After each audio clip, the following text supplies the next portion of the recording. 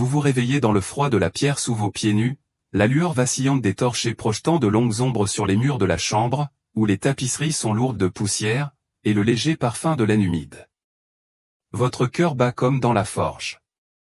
Chaque battement résonne dans le silence, seulement interrompu par le hurlement lointain du vent à travers les meurtrières. À 12 ans, ton corps est encore aussi fin qu'un roseau. Tu es vêtu d'une robe de brocart rigide qui te gratte la peau, brodée de fils qui brillent comme un clair de lune, mais qui t'alourdissent comme des chaînes. La porte s'ouvre brusquement et un homme 2 fois plus âgé que toi surgit. Son haleine est aigre du vin du festin en contrebas. Ses yeux sont obscurcis par l'attente des royaumes. Ceci n'est pas un rêve d'amour. C'est ta nuit de noces. Et la peur t'enlace comme un serpent. Car ce soir, ton innocence devient le sceau d'alliance forgé d'encre et de sang. Ton corps, un réceptacle pour les héritiers à naître. Et l'échec murmure l'enrôlement, la disgrâce, ou pire, l'agonie d'un lit d'enfant qui pourrait te coûter la vie avant l'aube. Avant de plonger dans ces histoires oubliées de survie et de souffrance, si vous aimez découvrir les vérités cachées de l'histoire, n'hésitez pas à cliquer sur « J'aime » et à vous abonner pour recevoir d'autres contenus comme celui-ci. N'hésitez pas à commenter ci-dessous pour me dire d'où vous écoutez. Je trouve incroyable que nous explorions ensemble ces histoires anciennes venues de différentes parties du monde, connectées par-delà le temps et l'espace par notre curiosité commune pour le passé. À la faible lueur d'une unique bougie de suif, dont les flammes crépitent contre les courants d'air qui s'infiltrent par les fissures du vieux mortier du château, une jeune fille nommée Mathilda se tient figée, ses petites mains agrippées au bord d'un coffre en bois sculpté d'aigles impériaux. Née vers 100 à 2 après Jésus-Christ à la cour royale d'Angleterre, elle savait depuis le berceau que sa vie ne lui appartenait pas. Son père, le roi Henri Ier, souverain d'un royaume s'étendant des rivages brumeux de Normandie aux collines escarpées du pays de Galles, ne voyait pas en elle une fille à chérir, mais un pion pour sécuriser des alliances contre les sables mouvants de la puissance européenne. Vers 11h09, à l'âge de 7 ans, des émissaires du Saint-Empire romain germanique arrivèrent à la cour d'Angleterre, porteurs de propositions de l'empereur Henri V, un homme d'une vingtaine d'années, aguerri et ambitieux, cherchant à lier ses vastes domaines au trône anglo-saxon par le mariage. Les fiançailles furent scellées à Utrecht le 10 avril 1110. Mathilde fut envoyée de l'autre côté de la Manche, en Germanie, terre de forêts denses et de cathédrales imposantes, où l'air portait le parfum âcre des pins et le cliquetis lointain des forgerons forgeant des épées pour des guerres sans fin. Placée sous la tutelle de l'archevêque Bruno de Tria, elle apprit les sons gutturaux de la langue allemande, les danses complexes de l'étiquette de la cour et le poids d'une couronne qui allait bientôt peser sur son front. Mais sous les leçons de prière latine et les soies brodées, une terreur silencieuse grandissait, inexprimée, même dans ses confessions privées au sein de Pierre de la Chapelle. Quel enfant pourrait comprendre l'intimité exigée d'une épouse, l'abandon de son corps au toucher d'un étranger, dans une chambre à coucher où l'intimité était un mythe, et où les témoins se cachaient derrière les rideaux pour confirmer la validité de l'union. Le mariage eut lieu le 7 janvier 1114 dans la grande cathédrale des Mines. Ses arches s'élevaient comme les ambitions des hommes qui l'organisaient.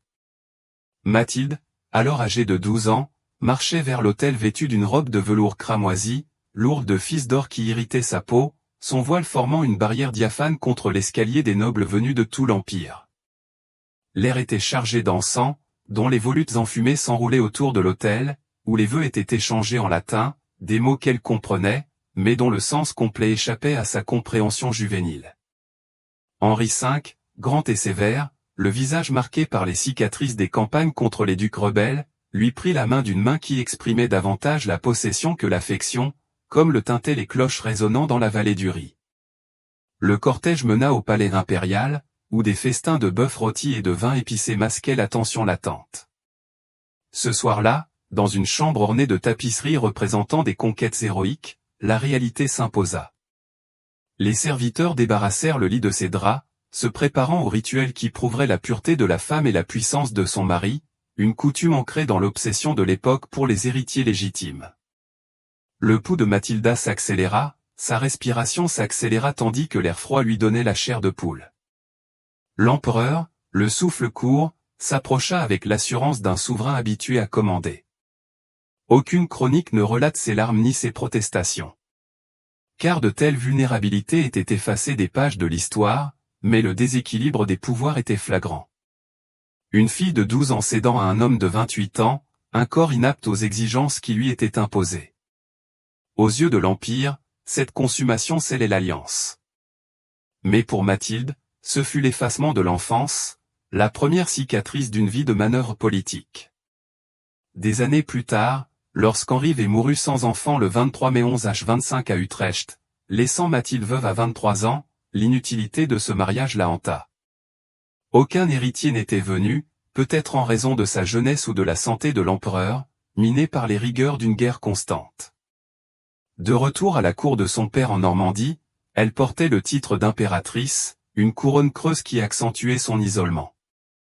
Des rumeurs à la cour suggéraient que son titre de baronne était une malédiction, ce qui alimentait sa détermination à participer aux futures batailles pour le trône d'Angleterre. Mais durant ses premières nuits, seule avec ses pensées au milieu du bruissement des draps de soie, la peur persistait, non seulement de la douleur, mais aussi de l'impossibilité d'avoir les fils que les dynasties exigeaient, un fardeau qui définirait son héritage. De l'autre côté de la Manche, dans les vignobles ensoleillés d'Aquitaine, une autre jeune et connut un destin similaire. Son histoire se mêlait à la sensation de la lavande en fleurs et à la brise salée de l'Atlantique. Elelannena, née vers 1122 après Jésus-Christ à la cour opulente de Poche, hérita de l'un des duchés les plus riches d'Europe à la mort de son père en 1137 après Jésus-Christ. À 15 ans, elle était un havre de vitalité, avec ses cheveux couleur orin qui tombaient en cascade comme des feuilles d'automne et ses yeux perçants comme le regard d'un faucon. Pourtant, son héritage fit d'elle une cible, un butin à conquérir avant que ses rivaux ne puissent la lui ravir. Sur son lit de mort, le roi Louis V de France orchestra son mariage avec son fils Louis VII afin d'unir les vastes terres d'Aquitaine, s'étendant des Pyrénées à la Lière, à la couronne capétienne. L'union fut célébrée à la hâte le 25 juillet 1137 en la cathédrale Saint-André de Bordeaux, où la chaleur estivale se mêlait aux arômes des bougies en cire d'abeille et des joncs frais répandus sur le sol. Elelannena, vêtue d'un court de soie bleu saphir brodé des lions d'or de sa maison, échangea ses vœux devant une assemblée de seigneurs français et aquitains, leurs armures tintant doucement sur les bancs. Louis, 17 ans, pieux, au visage pâle issu de son éducation monastique, semblait plus moine que monarque, ses mains tremblant lorsqu'il lui passa la bague au doigt. Le festin qui suivit déborda de pains rôtis et de chants de trouille d'or, mais l'esprit d'Elelannena erra vers la chambre qui les attendait, son lit à baldaquin, symbole des devoirs à venir. Alors que le crépuscule tombait, projetant de longues ombres sur le geron, des serviteurs conduisirent le couple à leur quartier. La cérémonie du coucher, un rituel aussi ancien que les liens féodaux qui le renforçaient, se déroula, les prêtres bénirent le matelas et les courtisans portèrent un toast à leur fertilité avec des coupes d'Hippocrate, un vin épicé qui brûlait en descendant. Le cœur d'Éléanore palpitait sous son camèse, le fin lin collant à sa peau dans l'air humide.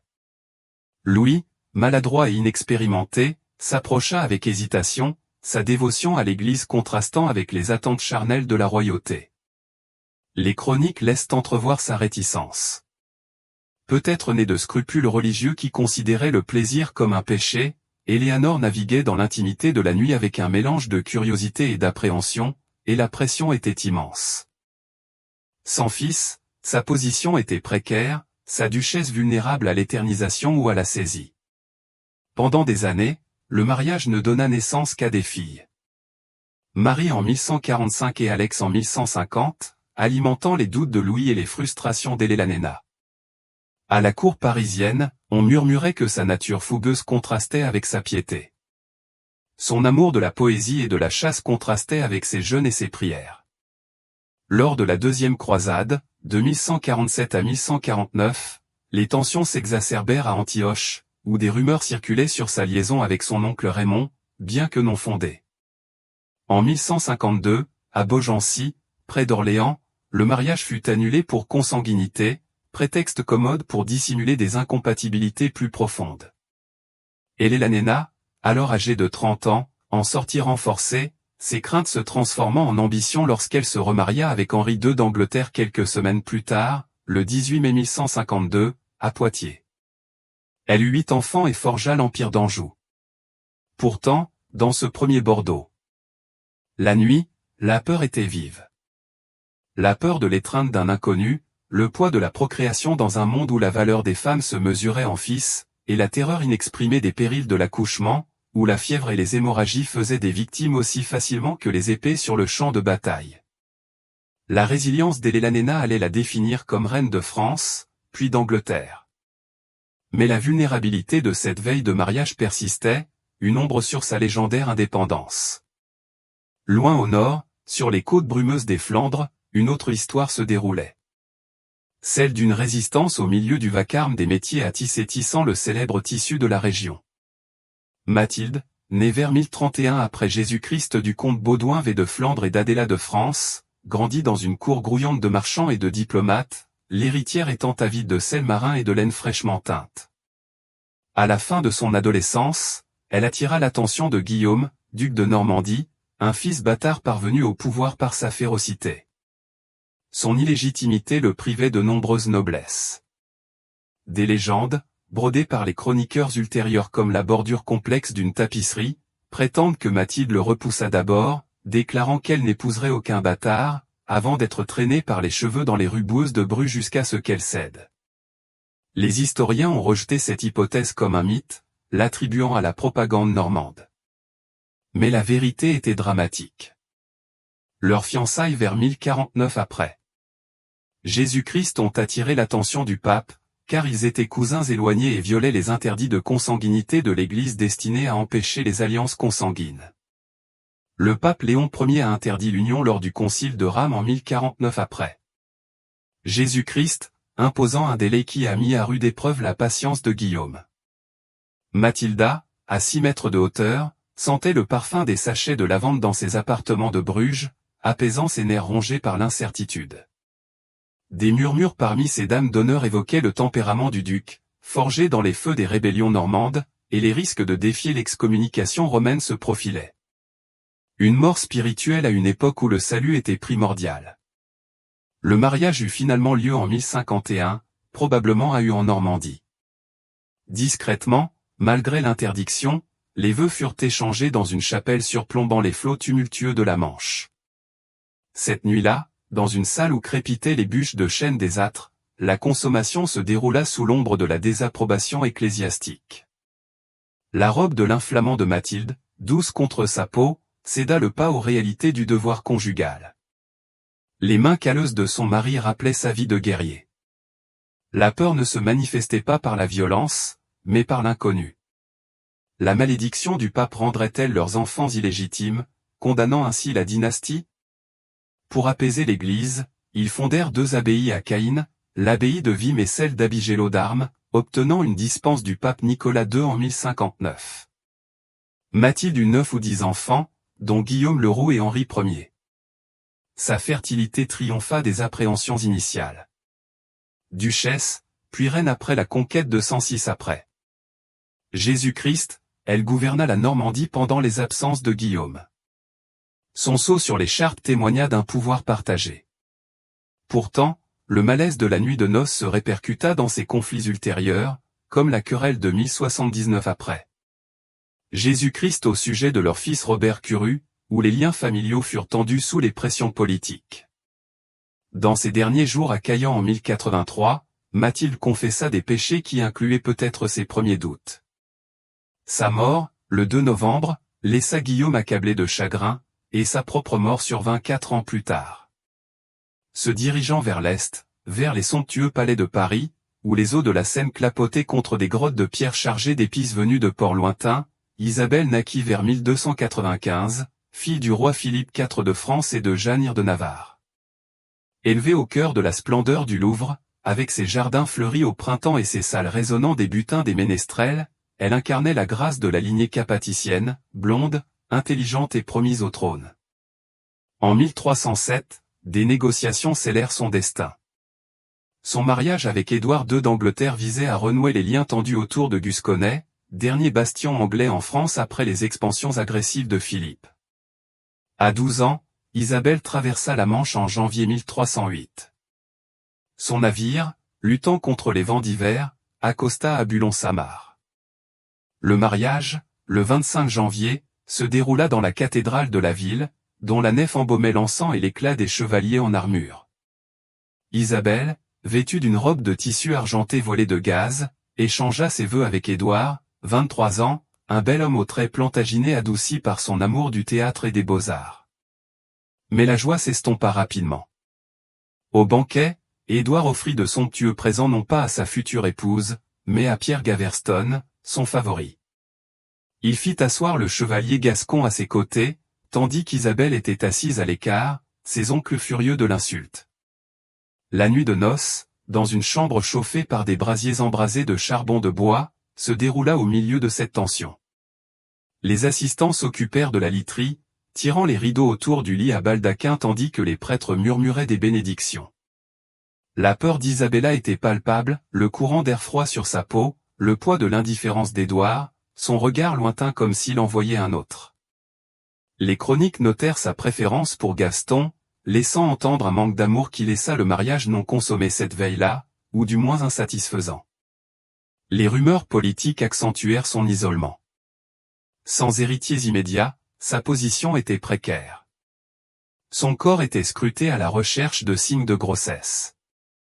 Les années apportèrent des enfants, Édouard III en 1312 à Windsor, suivi de 3 autres, mais le ressentiment s'accrut. En 1325, elle fut envoyée en France pour négocier la paix. Isabelle refusa de revenir, craignant d'être assassinée par les nouveaux favoris d'Édouard, les dispensateurs.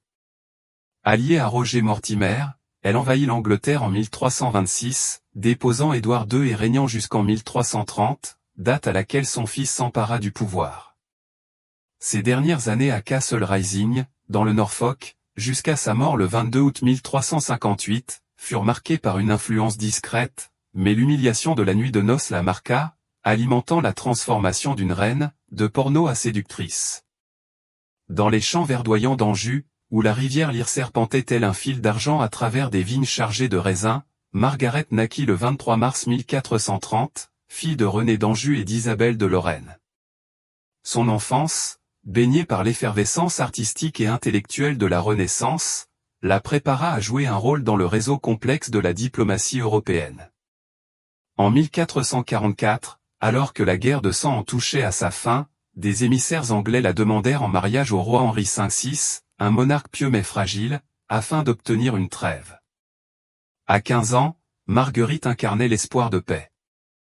Sa dot, modeste de 20 000 francs, était compensée par la cession du Maine. Elle arriva en Angleterre le 9 avril 1445 à Portsmouth. Son navire fut accueilli par une foule enthousiaste et l'odeur iodée du sol. Le mariage eut lieu le 23 avril à l'abbaye de Titchfield, dans le Hampshire, une modeste maison cistercienne où les vœux furent prononcés devant un autel drapé de samit blanc. Marguerite, vêtue d'une robe de satin brodé, les cheveux noirs noués de perles, faisait face à Henri, 23 ans et doux, les mains adoucies par la prière plutôt que par l'épée. Le festin était agrémenté de subtilités, de sculptures en sucre de lion et d'aigle, mais l'air vibrait de sous-entendus politiques, l'orchestration des suffixes attirant le regard des moines. Ce soir-là, dans les appartements des hôtes de l'abbaye, dont les murs résonnaient des chants du moine, la consommation eut lieu. La fragilité mentale d'Henri, préfigurant ses crises ultérieures, a peut-être tempéré la rencontre, son contact hésitant au milieu de la. Une odeur de cire d'abeille et d'herbe jonchait le sol. L'appréhension de Marguerite se concentrait sur l'inconnu, une terre étrangère, un mari enclin aux abstractions saintes et l'impératif de donner naissance à des héritiers dans une cour en proie à des factions. Aucune grossesse ne suivit immédiatement. Leur fils Édouard n'arriva à Westminster qu'en 1453, au milieu de soupçons d'illégitimité alimentés par la catatonie d'Henri. Le poids politique de ce mariage l'écrasa. En 1455, régente pendant la folie d'Henri, elle convoqua des conseils à Coventry, ses décisions déclenchant la guerre des Deux Roses. Les défaites de Tewkesbury en 1471 virent son fils tué, Henri assassiné et Marguerite emprisonnée jusqu'à sa rançon vers la France en 1475. Elle mourut sans ressources le 25 août 1482 à Dampierre-sur-Sulloire. Les craintes silencieuses de sa nuit de noces se transformèrent en une vie de guerre. Sa détermination se forgea dans cette vulnérabilité initiale. Au cœur des marches galloises, où la brume s'accrochait au valet tel un linceul, l'histoire de Margaret Buffett débuta le 31 mai 443 après Jésus-Christ au château de Bléau, dans le Bedfordshire. Descendante de la lignée légitimée de Jean de Gand, elle hérita de vastes domaines, faisant d'elle une pupille convoitée. En 1455, le roi Henri V la céda à son demi-frère Edmond Tuda, comte de Richmond, pour renforcer les prétentions lancastriennes. À 12 ans, Marguerite se maria le 1er novembre 1455, probablement à sa manière à Lampe, dans le Pembrokeshire. La cérémonie se déroula dans la simplicité, malgré la menace de troubles yorkistes. La chambre, éclairée par des lumières de jonc vacillant dans des supports en fer, sentait la fumée de pétanque et le romarin séché. Edmond, 24 ans, aguerri au combat, consomma le mariage rapidement. Son urgence était motivée par des besoins dynastiques. La terreur de Marguerite était viscérale. La douleur d'un corps immature, la sueur froide sur son front, la peur des conséquences de cet acte. Enceinte au début de l'année 1456, elle devint veuve lorsqu'Edmond mourut de la peste le 3 novembre au château de Caran. Seule au château de Pembrich, elle accoucha le 28 janvier 1457. À 13 ans, sa silhouette était rongée par une agonie qui lui laissa des cicatrices permanentes, la rendant stérile par la suite. Son fils Henri, futur roi, était son enfant chéri. Miraculeuse malgré les traumatismes, elle se remaria 2 fois pour sa protection avec Henry Stafford en 1458 au château de Maxstock et, stratégiquement, avec Thomas Stanley en 1472 à Knowsley Hall. Elle navigua parmi les épines de rose, complotant l'ascension d'Henri. À sa mort, le 29 juin après Jésus-Christ à Westminster, elle avait fondé des collèges et façonné l'Angleterre des Tudors, mais l'ombre de la nuit de noces persistait, témoignage des cruautés de l'époque. Ces récits, tissés au fil de l'histoire, révèlent les horreurs silencieuses qui se cachent derrière les couronnes dorées.